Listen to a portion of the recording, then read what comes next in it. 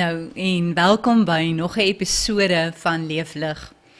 Ek is eintlik besig om bietjie met ons te gesels in 'n reeks oor geboorteorde, maar ek het gedink dit is in orde as ek dalk onderbreek om darm ietsie te sê oor Vadersdag. Ons het skaars 'n maand gelede het ons Moedersdag gevier en toe het ek 3 episodes afgestaan aan ma wees. So dit sal bitter onregverdig wees as ons nie ook stil staan by pa wees, die Vadersdag nie. 'n Klein seentjie is gevra om te verduidelik wat Vadersdag is en hy het gesê, dis soos Moedersdag, die enigste verskil is mens spandeer nie so baie geld op Vadersdag nie. En dis natuurlik 'n grappie, maar om een of ander rede word dan nie altyd so 'n groot ophef gemaak van Vadersdag nie, as Moedersdag nie. Mark Twain het gesê, toe ek 14 was my pa so oningelig. Hy het my so grensloos geïrriteer met die goed wat hy gesê het. Maar toe ek 21 word, was ek verstom oor alles wat hy in 7 jaar geleer het. Nou, ons wil graag die geleentheid vandag gebruik om ons paas te vier en 'n glasie op hulle te klink. Om in vandag se tyd 'n goeie pa vir jou kinders te wees en 'n goeie man vir jou vrou is 'n uitdagende verantwoordelikheid. Veral waar ons sit met so baie gebroke huisgesinne waar 'n pa nie meer noodwendig dieselfde huis as sy kinders deel nie, en hy hulle net af en toe sien, dan word die uitdaging net soveel groter. In Suid-Afrika is daar baie verskillende gesinstipes. Gesinne waar beide ouers teenwoordig is, enkelouers of gesinne waar grootouers en ander familielede deel vorm van die huislike omgewing. Volgens statistieke van 2023 het slegs 33% van kinders groot geword in huishoudings met beide ouers. Dit is ongeveer 40% enkel ma huishoudings. Elke jaar bring Vadersdag vir ons eintlik 'n guldige geleentheid om stil te staan en te besin oor die belangrikheid van paas in ons lewens. Dis 'n dag waarop ons dankie sê, hulde bring en herinner word aan die onmeetbare invloed wat 'n pa op sy kinders het. Nou, ek het laas 'n legende gedeel oor toe God maas gemaak het, en toe ontdek ek so waar ook een vir ons paas, en ek deel dit graag. Toe die Here paas gemaak het, het hy begin met 'n lang, stewige lyf, en 'n engel, natuurlik 'n vrou, het nuuskierig van die kant af gekyk en gesê, wat maak u nou? As die kinders so naby aan die grond maak, hoekom pa so lank maak? Hy gaan moet hurk om albasters te speel, buk om 'n kind in die bed te sit, en selfs soene gee gaan definitief vra dat hy moet laag buig. Maar God het net rustig geglimlag en gesê, ja, maar as ek hom op kinders se vlak maak, wie gaan hulle hê om na op te kyk? Toe hy by die pa se hande kom, maak hy hulle groot en sterk. Die engel skud haar kop en sê, Here, sulke groot hande is te lomp. Hulle gaan nooit daai klein knopies op 'n kerkhemp kan vasmaak nie. Hulle gaan nie eers 'n haarrekkie om 'n dogtertjie se poniestert kan draai nie. En splinters uithaal gaan 'n absolute nagmerrie wees. Maar God sê, ek weet, maar hulle is groot genoeg om al die klippies, karretjies en lekkertjies vas te hou wat 'n seentjie aan die einde van die dag uit sy sakke haal. En tog sag genoeg om 'n kind se gesig tussenin vas te hou. Toe maak God vir hom lang bene en breë skouers. Die engel trek toe net haar oë. Regtig nou, 'n pa sonder 'n skoot. Waar gaan die kinders sit? Hulle gaan heeltyd tussen sy bene afgly. Maar God sê, 'n ma het 'n skoot nodig. 'n Pa het sterk skouers nodig om kaskarre te trek, fietsse reg op te hou wanneer daar geleer word om fiets te ry, en moe lyfies te dra na 'n dag in die winkelsentrum. God was toe nog besig met die grootste paar voete wat die engel nog ooit gesien het. Toe sy haar nou net nie meer kon inhou nie, toe sê sy, dis so onprakties. Dink jy daai groot voete gaan ooit betyds uit die bed spring as die baba huil? En hoe gaan hy deur die voorhuis loop sonder om ten minste 'n paar Lego blokkies stikkend te trap? God antwoord rustig. Hulle sal werk, jy sal sien. Die voete sal bystaan as daar muise verjaag moet word in die vakansiehuis, of om by elke kampterrein, rugbytoernooi en skoolkonsert op en af te stap, altyd besig om iets reg te maak, iets te dra of om te help. En eendag sal hulle skoene agterlaat wat moeilik sal wees om vol te staan. Die Here het deur die nag gewerk. Hy het vir die pa min woorde gegee, maar 'n stem wat ferm en vol gesag is. Oë wat alles raak sien, maar steeds rustig en geduldig bly. En toe, amper as 'n nagedagte, het hy vir hom trane gegee. Toe draai hy na die engel en sê, is jy nou tevrede?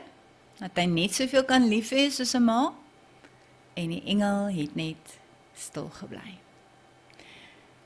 Vandag wil ek graag net weer beklemtoon dat die rol van 'n pa in die gesin nie vervang kan word nie. In 'n tyd waar die gesinstruktuur dikwels onder druk is en waar kulturele boodskappe pa se belangrikheid afwater, wil ons net weer sê, paas, julle is nodig. Julle kinders het julle nodig.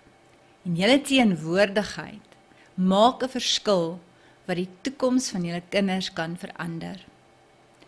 In hierdie boodskap wil ons paas inspireer om weer met oorgawe hulle roeping as pa te omhels. Ons wil elke pa herinner dat jy nie perfek hoef te wees om 'n impak te maak nie. Jy hoef net teenwoordig, toegewyd en vol liefde te wees. James Dobson sê, children are not casual guests in your home. They have been loaned to you and to us temporarily for the purpose of loving them and instilling a foundation of values. Ek wil graag so 5 jaar waardevolle insigte met jou deel rondom pa wees en hoop dat jy ook daaruit kan leer, iets waardevol kan vat as pa en wat jy ook kan toepas ook in jou eie lewe. Nou heel eerstens moet ons vir pa sê, jy is meer as net 'n verskaffer. Pa's is meer as net verskaffers, hulle is leiers en hulle is rolmodelle. Vir baie geslagte is die rol van die pa dikwels beperk tot die idee van 'n broodwinner, die een wat werk, voorsien en streng gesag afdwing. En dit was altyd so, maar dinge het regtig rolle het in daai opsig baie verander. En tog, alhoewel voorsiening steeds 'n belangrike aspek is, strek die rol van 'n pa veel verder as dit. Pa's is nie net finansiële draers van die huis nie, hulle is die morele en emosionele rigtingwysers van hulle kinders se lewe. Kinders leer deur voorbeeld. Dis nie net wat jy sê wat saak maak nie, maar wat jy doen. Die ou spreekwoord sê mos maar, woorde wek, maar voorbeelde trek. Of baie keer het ons ouers vir ons gesê, moenie doen wat ek doen nie, doen wat ek sê. Maar dit werk nie, nê. Kinders doen wat jy doen. Hulle volg jou voorbeeld. Jy sal weet, daai klein babietjies amper, nê, voordat jy nog kan jou oë uitvee, dan hou hulle die foon soos wat jy die foon vashou. Die kleutertjies stap met die foon soos wat jy doen. Hulle werk met hulle vingertjies op die foon, soos hulle leer jou maniertjies baie vinnig aan. So ja, hoe jy optree, hoe jy liefhet, hoe jy konflik hanteer en hoe jy ander behandel, Kinders hou alles baie, baie fyn dop. Hulle sien hoe jy in die verkeer jouself gedra, hoe jy met jou mede-motoriste praat. Hulle sien as jy by die tolhek stop, of jy die vrou of die man wat jou kaartjie swipe, of jou geldjie vat, of jy die persoon groet. Hulle sien wanneer jy by 'n restaurant is en jy bestel julle kos en dan kom julle kos daar aan en miskien is dit nie presies wat jy wou gehad het nie of jou kos is koud, dan sien hulle hoe jy die kelnerin behandel. Ja, hulle kyk en hulle doen jou na. Jou optrede word die bloudruk vir jou kind se begrip van manlikheid, van respek en van emosionele volwassenheid. En wanneer 'n pa wys hoe om nederig te wees, hoe om ander te dien en hoe om te erken wanneer jy verkeerd is, leer kinders dat ware krag lê in sagmoedigheid en integriteit. En ook wanneer jy weer jou kinders respekteer en hulle liefdevol behandel, leer hulle hoe om ander weer lief te hê. Die tweede gedagte wat ek graag met jou wil deel is dat wat se impak het 'n betrokke pa op 'n kind se lewe. Nou navorsing oor kinders se ontwikkeling bevestig dit dat 'n betrokke pa, het 'n enorme invloed op sy kinders se lewens. Kinders met 'n toegewyde, liefdevolle en ondersteunende pa presteer beter in die skool. Hulle het 'n beter selfbeeld en hulle toon groter veerkragtigheid. Met ander woorde, as daar iets verkeerd gaan of hulle beleef teleurstelling, dan kan hulle vinniger terugbons as te ware en hulle kan weer hulle self vind en hulle kan, dis nie altyd hoe ons val nie, maar dis hoe ons opstaan en hulle leer dit by ons as paas, julle as paas. En ook kinders met 'n betrokke pa is ook minder geneig tot riskante gedrag. Hulle het 'n mindere behoefte om eintlik uit te reageer, kan ons maar sê. Om betrokke te wees beteken nie jy hoef elke dag ure te hê nie. Dis nie die kwantiteit van tyd alleen wat tel nie, maar die kwaliteit. Jy kan met oorgawe teenwoordig wees in daai kort oomblikke, in daardie gesprek in die kar wanneer jy optel by die skool of gaan aflaai by die rugby, tydens aandete wanneer jy met hulle gesels en hoor hoe was hulle dag, wat is die lekkerste deel van hulle dag, waaroor was hulle dankbaar, of voor slapenstyd. Al daai spesiale oomblikies maak 'n groot verskil. Dis in daardie klein oomblikke dat eintlik 'n kind se hart gevorm word. Die afwesigheid van 'n pa, selfs al is dit net emosioneel, eerder as fisies, laat by kinders 'n leemte. En hierdie leemte, hoor mooi, word dikwels gevul met verkeerde dinge. Dinge soos groepsdruk, dinge soos media, verkeerde vriende, of selfs 'n verkeerde beeld van hulle self. Paas wat emosioneel afwesig is, stuur 'n boodskap van onbetrokkenheid. En kinders begin dan glo, hulle is nie belangrik nie. 'n Pa se eenvoudige erkenning, iets soos, ek is trots op jou, ek sien jou, ek glo in jou, dra oneindig baie krag. Hoeveel van julle as paas wat nie ook net luister nie, onthou dat dit vir jou so baie beteken het as jou pa jou ietsie so dit gesê het om te sê, ek glo in jou, jy maak my trots, ek is lief vir jou. Hoeveel kinders, of hoeveel groot mense kyk baie keer terug op hulle kinderdae en sê, ek kan nie onthou dat my pa dit ooit vir my gesê het nie. Hoe hartseer is dit? Kom ons maak 'n punt daarvan om dit vir ons kinders te sê. Ek is lief vir jou, ek is trots op jou, jy maak my hart bly. Derdens moet ons onthou dat paas is geestelike leiers en beskermers. Pa, dit is nodig, dat jy jou plek as geestelike leier van die huis moet inneem. In 'n wêreld vol morele onsekerheid is dit paas wat moet help om die geloofsfondasie van hulle kinders te lê. Dis regtig nie net die werk van die kerk of ma of skool nie. Paas moet saam staan in die oordrag van waardes, geloof en hoop. Geestelike leierskap beteken nie, absoluut nie, jy moet 'n teoloog wees nie. Dit beteken, jy is bereid om saam met jou kinders te bid, dat jy die Bybel oopmaak en jou kinders wys dat geloof iets is wat jy uitleef. Dis nie net iets wat jy oor praat nie. En so om kerk toe te gaan en hulle nie net te stuur of hulle daar by die hek af te laai dat hulle kategese toe gaan nie. Dis om eerlik te wees oor jou eie afhanklikheid van God. Dis om daaroor te praat, om vir jou kinders te sê, kom ons bid hieroor. Kom ons bid oor hierdie keuse wat ons moet maak. Of dit gaan bietjie finansiëel met ons swaar. Kom ons as gesin bid daaroor. Of kom ons bid vir ouma se gesondheid. Dat kinders by ons as ouers, by julle as paas, leer wat dit beteken om jou afhanklikheid van God te erken. 'n Pa is ook 'n beskermer. Nie net fisies nie, maar emosioneel en geestelik. Kinders moet weet, my pa sal my beskerm. Hy sal my help. Hy sal my verdedig. En hierdie gevoel van sekuriteit gee kinders moed om in die wêreld met selfvertroue in die oë te kyk. Hoor 'n bietjie hierdie waarheid, ook van James Dobson. Hy het gesê, if we don't teach our children to follow Christ, the world will teach them not to.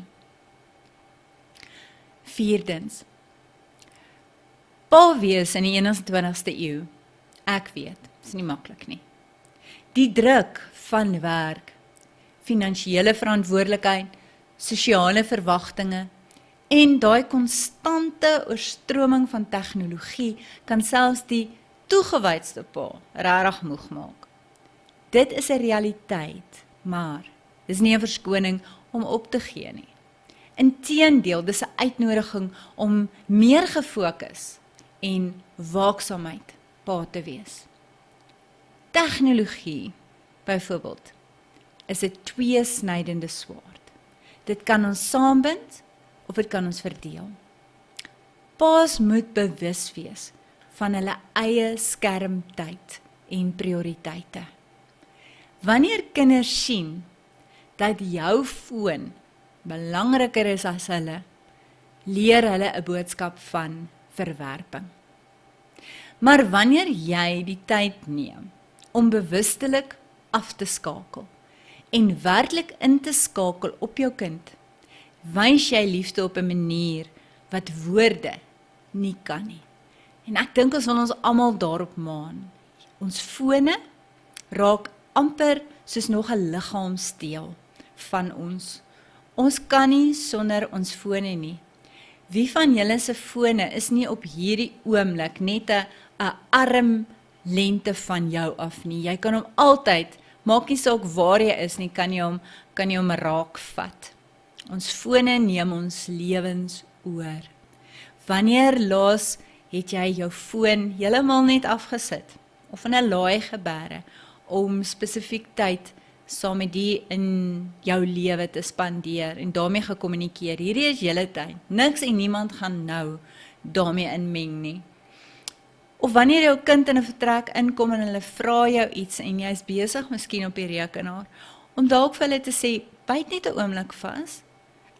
Ek's nou met jou. En dan om net vinnig klaar te maak wat jy mee besig is, op te kyk en met jou kind te praat. Maar meeste van die tyd is ons so besig hierso op ons rekenare en almal praat hier en ons, op die einde van die dag luister ons nie mooi nie. Kom ons maak 'n punt daarvan, om mekaar ook in die oë te kyk, wanneer ons met mekaar kommunikeer, want dan luister ons beter. Werk nie, kan ook 'n struik wees in ons lewens. Ons kan partykeer so vasgevang wees in voorsiening, dat jy jou grootste belegging miskyk, naamlik jou kinders.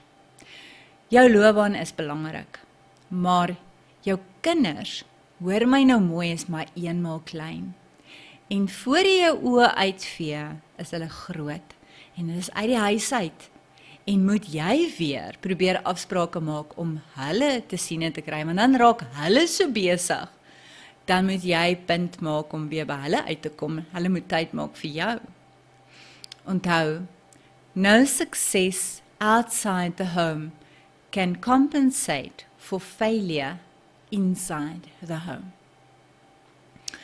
En dan laastens, ek verstaan, dis maklik om oorweldig te voel. Om te dink, ek is nie goed genoeg nie. Of dat jy te veel gemis het en dat jy nie weet hoe om 'n goeie pa te wees nie.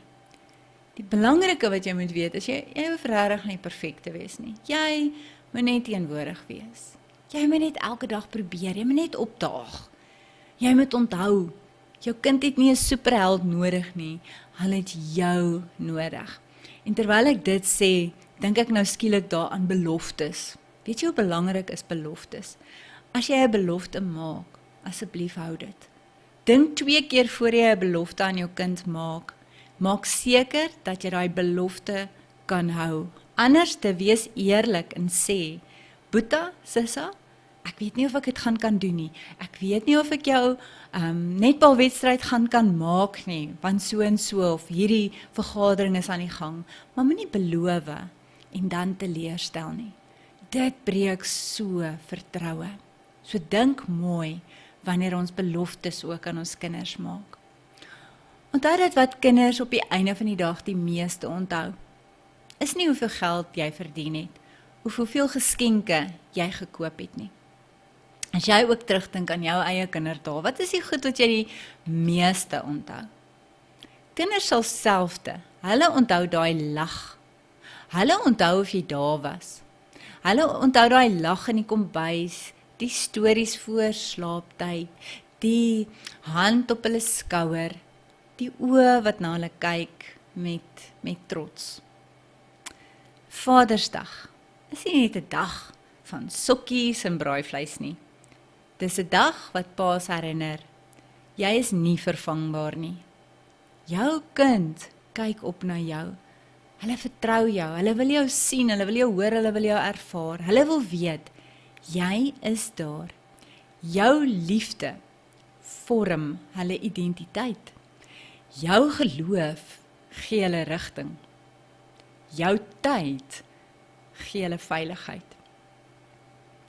So step up, pa. Jy is belangrik. Jy is nodig. En weet jy wat, jy is nie alleen nie. God, jou Vader, die perfekte Vader, is met jou elke tree van die pad. Mag hierdie Vadersdag vir jou 'n nuwe begin wees. 'n Herinnering dat jou invloed onmeetbaar is. En 'n bevestiging dat jy is genoeg. Net omdat jy hulle pa is. Tot volgende keer. Leef lig.